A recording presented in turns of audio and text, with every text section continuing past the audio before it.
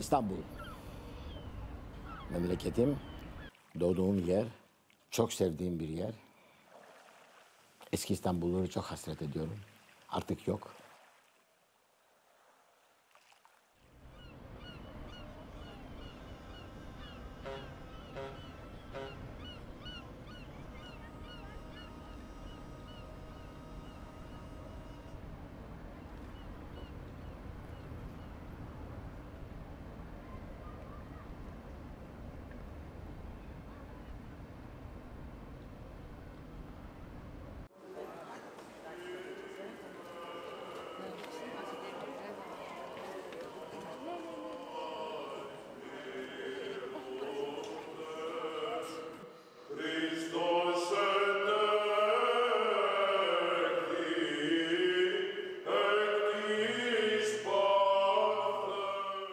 Ailenin bütün fertleri göçünce tekrar geri dönüş çok zor oluyor doğal olarak.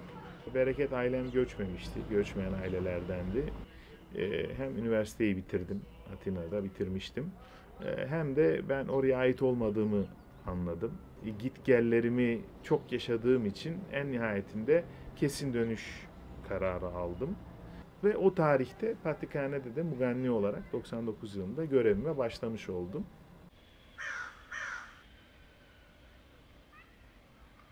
Paşa o zaman bir sakin bir köydü. Böyle kalabalık falan değildi. Herkes birbirini tanıyordu. Ahşap evler vardı, böyle güzel ahşap evler. Hepsi yıkıldı, apartman oldu yerine. Epeyce Rum vardık fakat bugün maalesef yalnız ben ve eşim kaldık. Evlerden de bir tek bizim evimiz kaldı Rum evi olarak.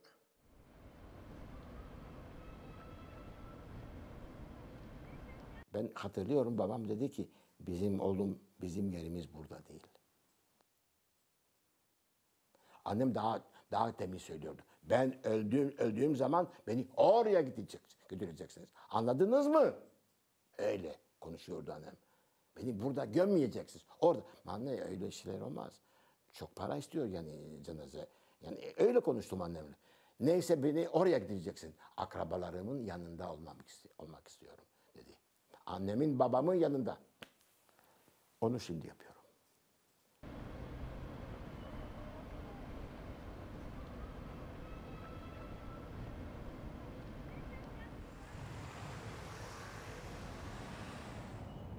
İstanbul Rum toplumu mübadeleden istisna edilen tek toplumdu. İmroz ve Bozcaada adalarıyla beraber. Bu toplum Lozan'dan sonra, Lozan'ın uygulanmasından sonra kalan 125 bin kadar toplum. 1960'lara kadar az çok bu nüfus da vardı. Tabii 1932'de bir meslek yasakları var. Meslek yasakları sebebinden 15 bin kadar bir ayrılma var. İkinci Dünya Savaşı sırasında 20 Kur'an Hafiye askerleri ve varlık vergisi sebeplerinden gidenler olmuyor çünkü etraf savaş dolu. Gidemiyorlar hiçbir yere, İstanbul'da kalıyorlar.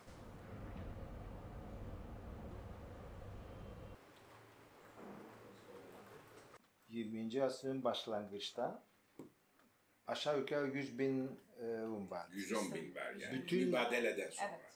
Mesela o zaman İstanbul'un nüfusu 1,5 milyondu. O zaman siz kıyaslarsınız. 55 olaylarından önce yavaş yavaş adamlar çıkıp gidiyor işte. Enteresan şu ki 1955 pogromu çok büyük bir şiddet, kitlesel şiddet olmasına rağmen toplum tutunabildi, gitmedi. Sebep bu toplumun bir cemaat toplumu olarak çalışabilmesi, yani kilise etrafında, okul etrafında bir toplum teşkil etmesi. Bu çok eskiden kalan, Osmanlı'dan ve Bizans'tan kalan bir sistem.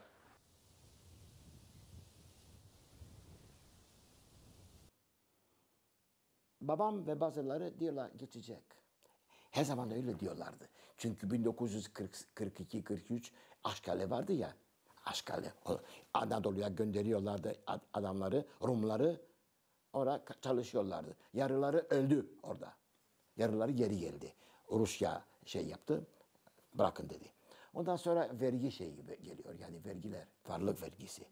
Senin evin var. O kadar bana göre o kadar kıymeti o kadar vereceksin. Vermesin alırız evini. Üçüncü olaylar 55 olaylar. Ama onlar biliyorlardı geçecek. Yani 1-2 ay sonra yine güzel olacak iş. Oluyordu.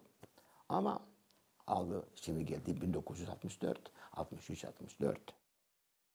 Geldiler 2 kişi dükkana. Diyorlardı Niko Efendi size bir hafta süre veriyoruz. Alın malınızı yani bir çanta içinde yani mal mülkü değil bir çanta içinde alın ama kıymetli şeyler almayacaksınız. Sınır dışı ediliyorsunuz. Niçin? Ben Makaryos'u bilmiyorum filan öyle diyordu babam. Yunanistan'a gideceksiniz. Apojematik gazetesi. Bu gazetenin 3 Haziran 1964 gazetenin bir parçasında babamın sınır dışı edildiği ilanı var. Bak burada. Babamın adı burası. 51 ad. Nikolaos Suliotis Bakkal. Üst başlıkta ne yazıyor? Burada yeni katalog, sınır dışı edilecek Yunanlıların yeni katalogu oldu, ilan edildi. 51 ad var içinde. Bu da pasaportu. O zamanki pasaport. Yunan pasaportu gördüğün gibi Yunan pasaportu. İşte birinci sayfa burada. Nikolaos Suliotis, Dimos baba adı. Burada da fotoğrafı. Employee. 1906'da doğmuş. Bir yerde neymiş? Böyle. Ne yazıyor burada? İşte burada. İş bu pasaportun sahibi sınır dışı ediliyor. 9 Haziran 64. Bir de vize aldı. Gitmek için vize aldı. Yunanistan'a. Şimdi orada yaşayanlar çok az. Bizim eski yıllara kıyaslarsanız. Biz ne yapıyoruz burada? İşte onlarla okulda devamlı ilişkilerimiz var. Programlar yapıyoruz. Mesela öğrencilerle ilgili programlar. Nasıl daha iyi mesela Yunanca dilini devam edebilecekler. Çünkü o da bir zorluk şu anda. Eskiden biz evlerde okuldan geri döndüğümüz zaman evde Rumca konuşuyorduk. Azınlığın çocuklar Türkçe konuşuyor. İlk önce Türkçe çıkıyor. Çünkü arkadaşlar da Türk. Ben sordum çocuklara ne diye Türkçe konuşuyorsunuz? Daha kolay geliyor diyorlar. Çünkü herhalde Normal televizyon var şey. Hayatı değişti. Etrafında hep Türkçe. Evet. Çevre Türkçedir.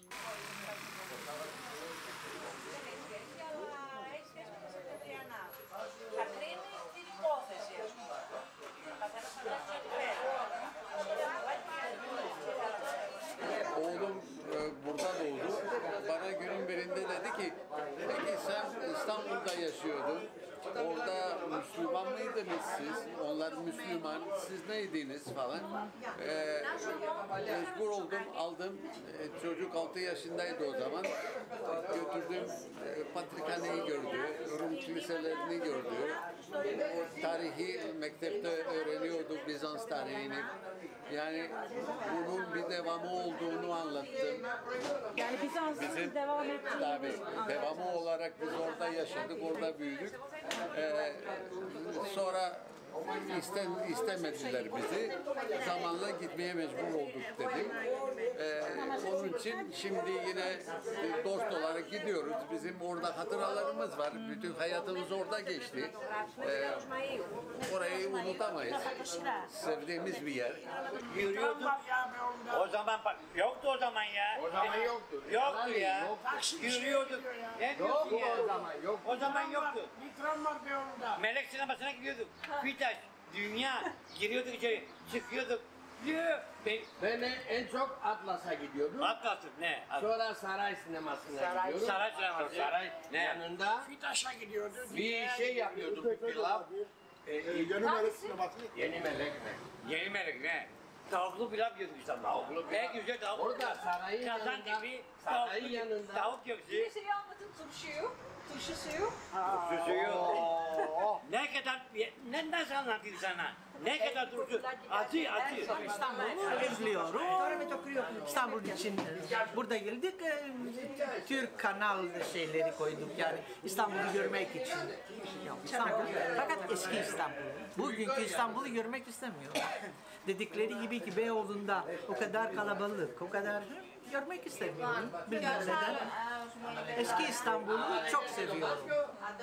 Çok arkadaşlarım vardı orada. Gittiğim okulda arkadaşlarım vardı. Zapyon'da Seplişehir'de vardı, arkadaşlarım vardı ve çok memnundum. Biz oradayken bize gavur diyorlardı. Buraya geldiğimizde Türk tohumu diyorlardı. İlk başta, Yani orada da memnun değildik aslında. Çünkü yabancıymışız gibi bakıyorlardı. Buraya geldiğimizde de aynı şey. İlk başta, yeni geldiğimizde ondan sonra biz kendimizi yani gösterdik. Neredeyiz? Oradaki patrikhane var. Biz orada vaftiz olduk. Vaftiz tabii. Biz Hristiyandık. Yani oradaki bilmiyorlar kimsini. Dedi vaftiz oldunuz mu? Ne tavır ya. Ne güzel.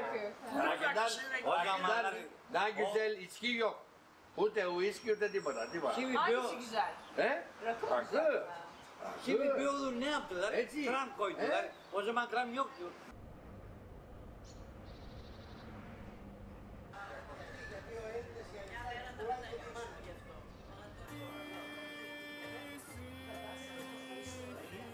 Dükkanı açıldı yaklaşık 9 yıl olacak.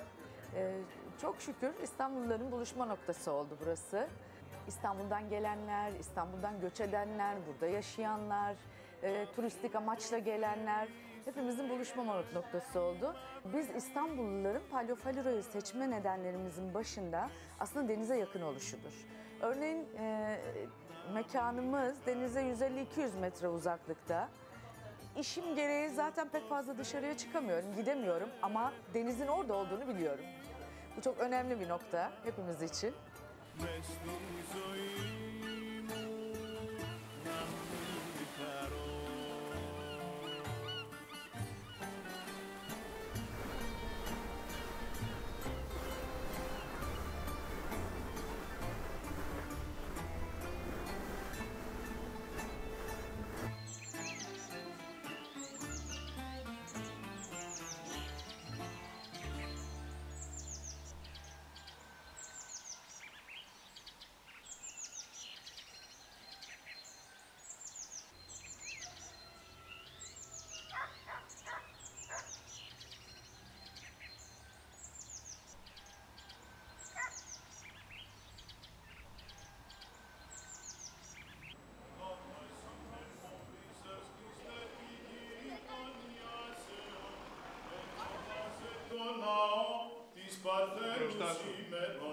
και το της εις ευλογίας ραντισμό ηγαδεύεις τας νόσους των ασθενούντων, ιατρέ των ψυχών και των σωμάτων ημών.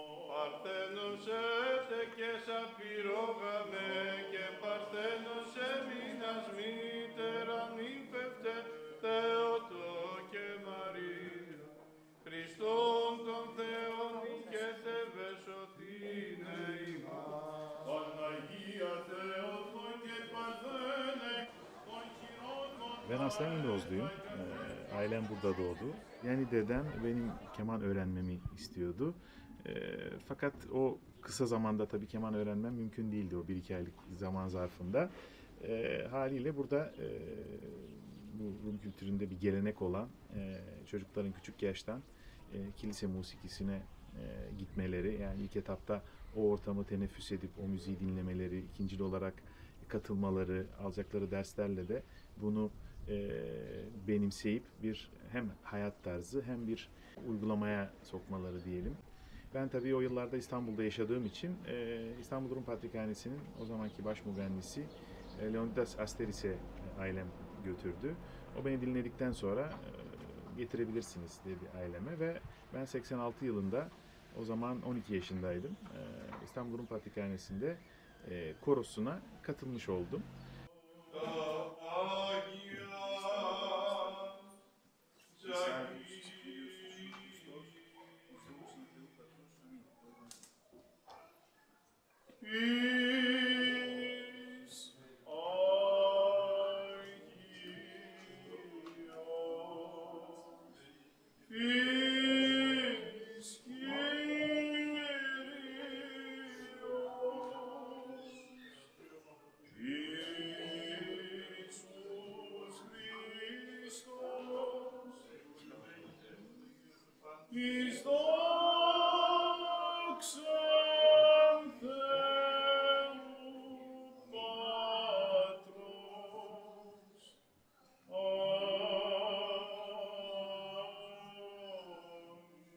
Yaklaşık yarım asırdır maalesef adadaki Rum okullarının kapalı olmasını 2013'te faaliyet izni verildikten sonra ilkokulun açılması takip etti. Bu vesileyle bu okulların çalışmalarını güden İmroz Kültür Derneği bizlere müzik öğretmenliği teklifi getirdi. Bu pandemiyi de biz kendimize bahane ederek kendimizi adada bulduk. Ben ilk defa bu kış burada olacağım. Buranın tekrardan yaşamaya başlaması, tekrardan ana dilimizin duyulması, bir o kadar şarkıların, türkülerin, panayırların canlanması zannedersem benim jenerasyonumun artık görevi gibi diyebiliriz. Çünkü bunu yapmadıkça, bunlara sahip çıkılmadıkça bu topraklarda kaybolmaya yüz tutmuş değerler olarak nüksedecek. Bunu da tabii ki istemiyoruz ve kimsenin istediğine de inanmıyoruz.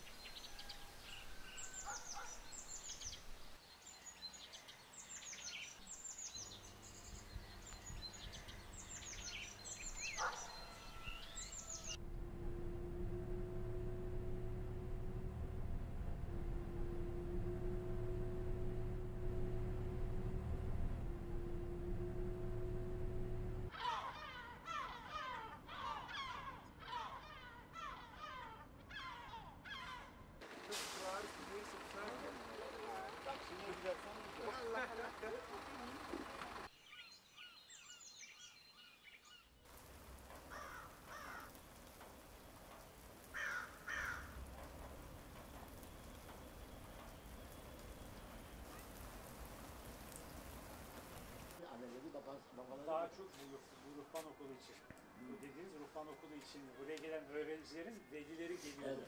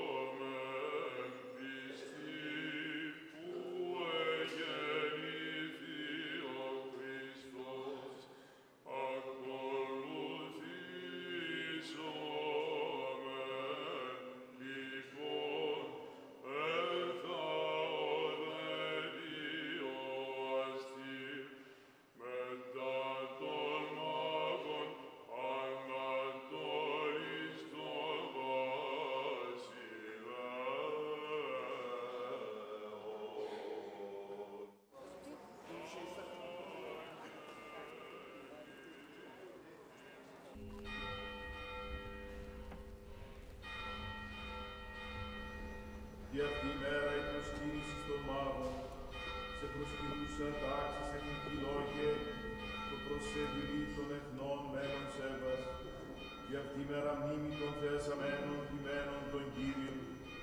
Μην την αφέντες την εαυτόν ποιμένες και την καλώς πέδωση Χριστόν ποιμένα. Αυτό η δόξα εις τους αιώνας των αιώνων. Αμήν.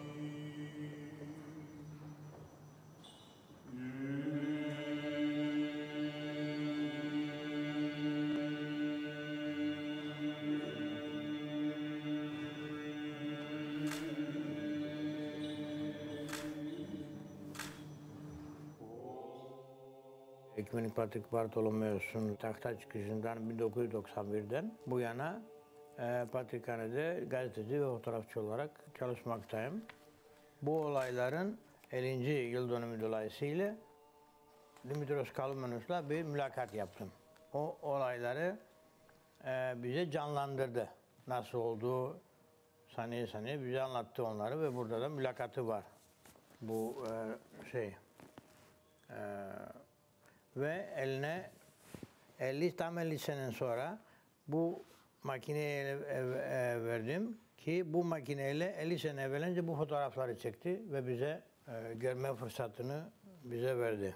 Bütün bu fotoğrafları korku içinde çektiğini anlatıyor. Birçok yerlere gitti, Beyoğlu'na gitti, Patrikhane'ye geldi, Yedikule taraflarına gitti, oradaki bütün kiliseler büyük hasarlar gördüler. Şişli mezarlıklara gitti, Şişli mezarlığına gitti. Orada mezarlıkları kırdılar, kemikleri çıkardılar kutulardan. Hepsi yani bütün bu resimler bunun sayesinde var. Tamam, Marianne girmiyorsun, gülüyorsun. Sonra düşünüyorum ne dediğini, orada kalıyorum. Oraya düşünme, düşünmeden gir. Bunu dinle, yani Pavlov gibi şey da ba ba ba ba ba ba aptapolla Ertuğrul.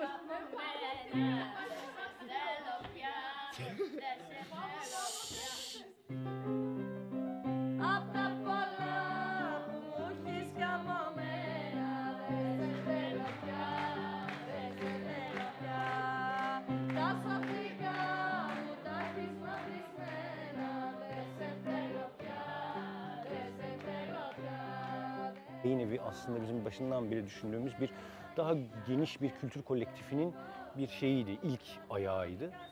Dolayısıyla bu faaliyet çeşitli dallara yayılmaya başladı. Sinemasından işte çeşitli dil derslerine, kültür seminerlerine, müzik derslerine uzanan işte bir kafemiz oldu bir yerden sonra.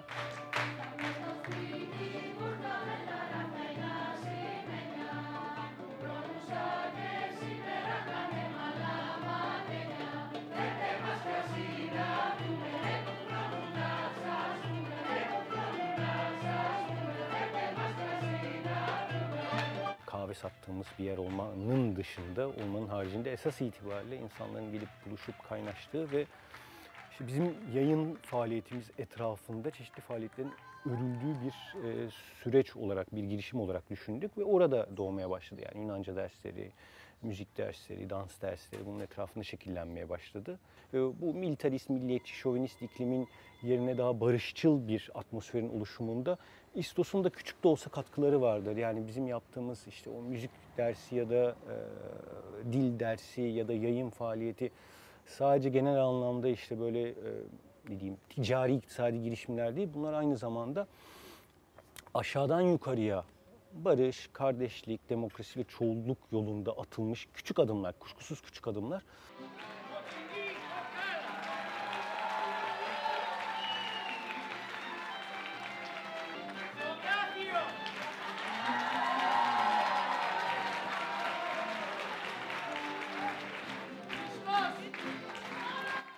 Ben bunun daha genel anlamda önemli olduğunu da hissediyorum. Yani sadece Rumlar açısından değil, kuşkusuz Rumlar için nefes alma imkanlarının, ortamlarının, mekanlarının artması çok önemli bir şey. Rum gençleri açısından çok önemli bir şey. Kendi dilini konuşabildiğin, kendi dilinde okuyabildiğin, kendi dilinde müzik yapabildiğin ortamların, alanların oluşması önemli ama bunun daha genel Türkiye toplumu açısından da sunduğu imkanlar var.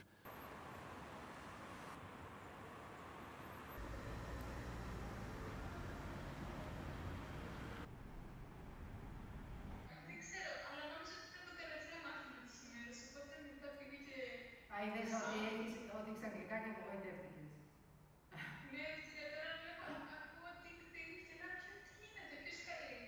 Μάλιστα, μάλιστα. Πού είναι τα κορίτσια μου, κάτι φυσική, δηλαδή είστε όλες dead.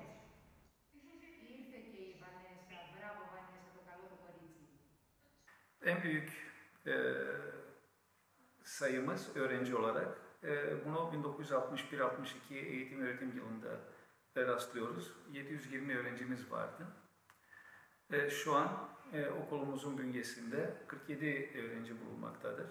Son 25-30 seneni 45, 50, 40, 53 arası geçirdiğimiz için mutluyuz. Bazılarına acayip gelebilir fakat 1963-64'ten 93-94'e kadar aşağı yukarı dikey bir iniş varken 94'ten bugüne kadar 40-50 arası gidip gelmeyi bir matematik öğretmeni olarak bunu ben bir kalp ritmine benzetiyorum, kardiyograma benzetiyorum. Ve diyorum ki madem ki kalp atmaya devam ediyor, hayat devam ediyor. En büyük mesajımız bu. Bu mesajı daima vermek istiyoruz. Hayat devam ediyor. Halen İstanbul'dayız. Atalarımızın, büyüklerimizin memleketinde.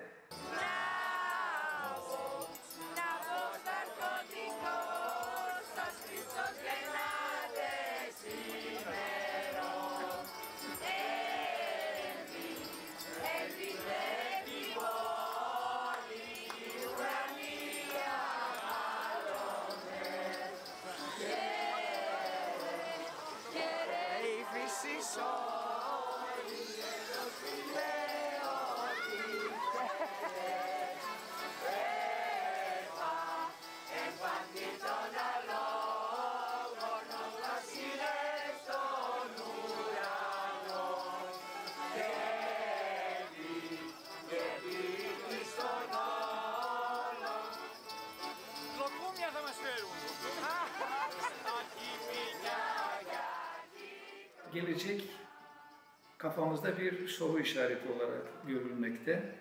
Fakat geleceğimize inanıyoruz. Güzel günlerin geleceğine inanıyoruz.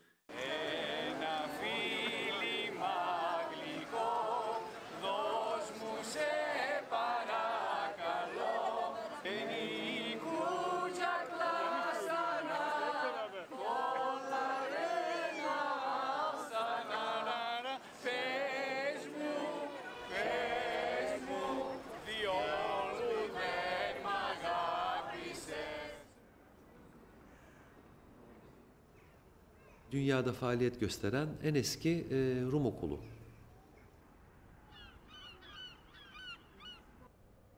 Beğenilen, çok merak uyandıran, hatta insanların ihtişamından dolayı dini bir yapı veya patrikhane olarak da düşündükleri bir yapı.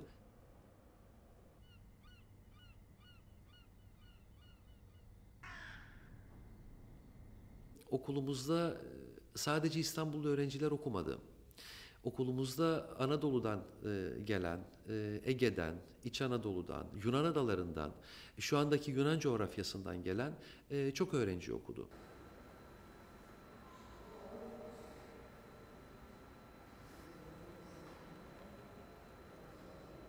Bu okula ait olmak, bu okuldan mezun olmuş olmak, bu okulun sıralarından geçmiş olmak insanlar için çok farklı duygulara sebep oluyor. Çünkü bu okulun tarihini insanlar biliyorlar.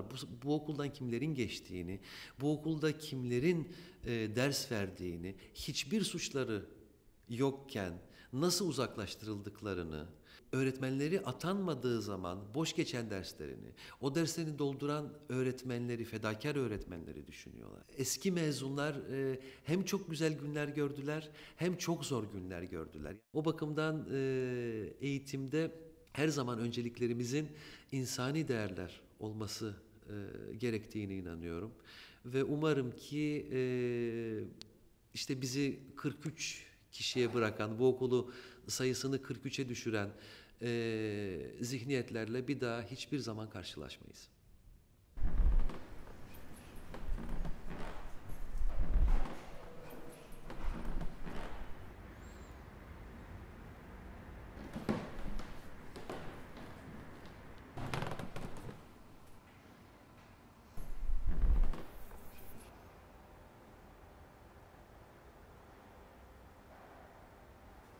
...1951 yılında bu okula kaydoldum. Bizim sınıftan mezun olarak tek İstanbul'da kalan benim. Okul mezunları çok bağlıdır okula. Bugün bile sınıf arkadaşlarım her çarşamba günü Atina'da bir yerde buluşuyorlar ve telefonla filan hacet yok. Kimin işi yoksa gidiyor. Her hafta 8-10 kişi toplanıyor.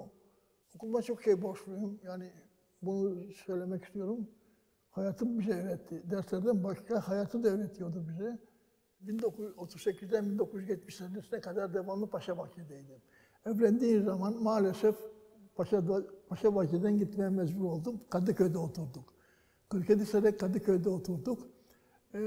47 seneden sonra tekrar baba evine döndüm. Eşimle beraber, o da istiyordu. Ve şimdi çok memnunuz. Kiliseyle çok bağlantım var benim. Çünkü aynı kilisede dedem, babam ve ben hem vaftiz hem evlendik. Her şeyimiz o kilisede oldu. Cenazeleri dahi. İnşallah benim de cenazem orada olur.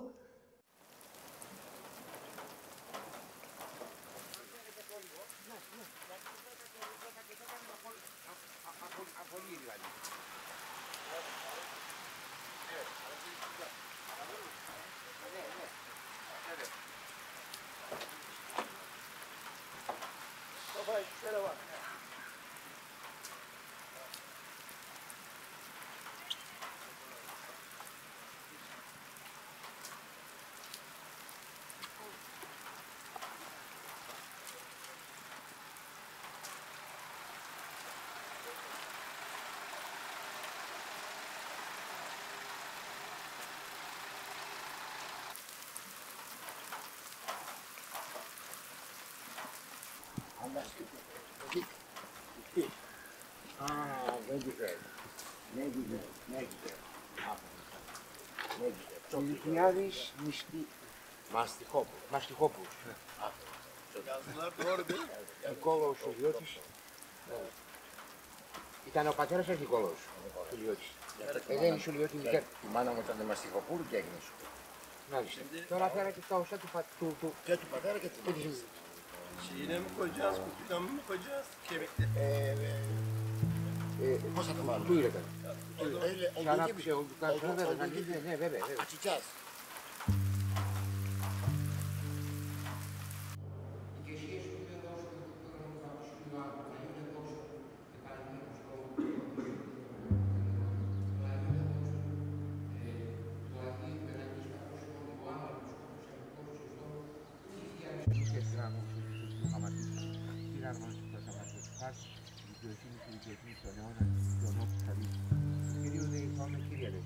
Οδυσσία, Ανάσταση, ζωή και ανάπαυση στον τόνο του μοναχένου του.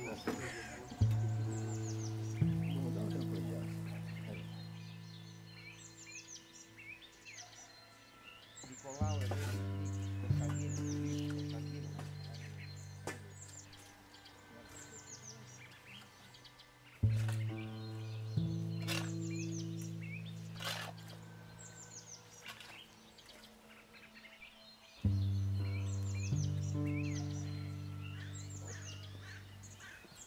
I live all this through my dad and how much importance this has to him, but I am also very aware of the history and what this means in a wider context.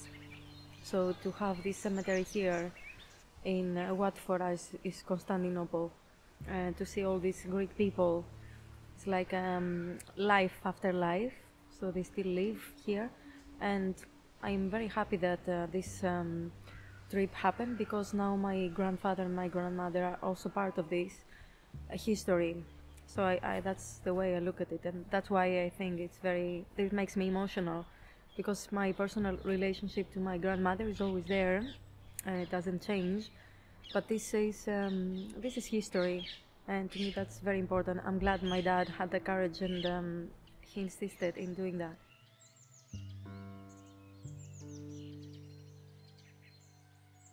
Onların doğduğu yere getireyim. Getirdim.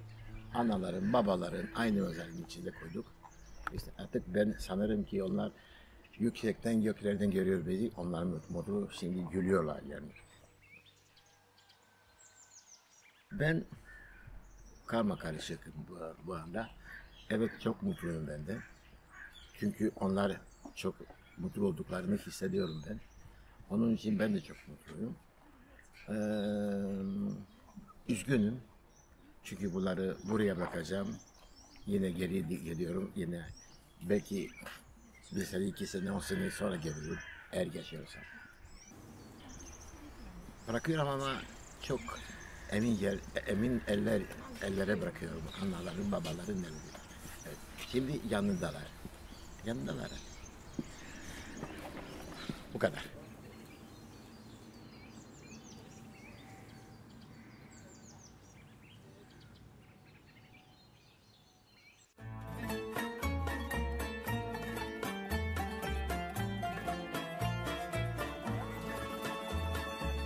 Bazı şeyler yaşanmasaydı da insanlar doğup büyüdükleri yerde öyle bilselerdi.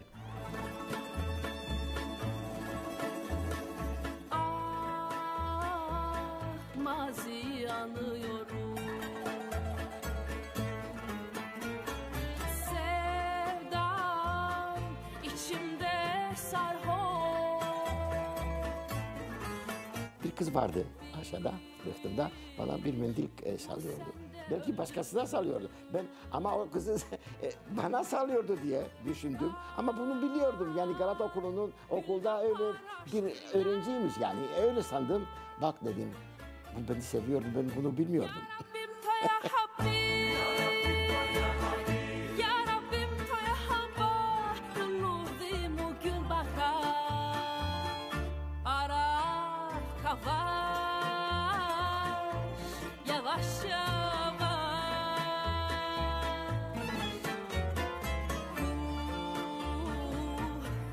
Espime filha, San secretu sangalhar.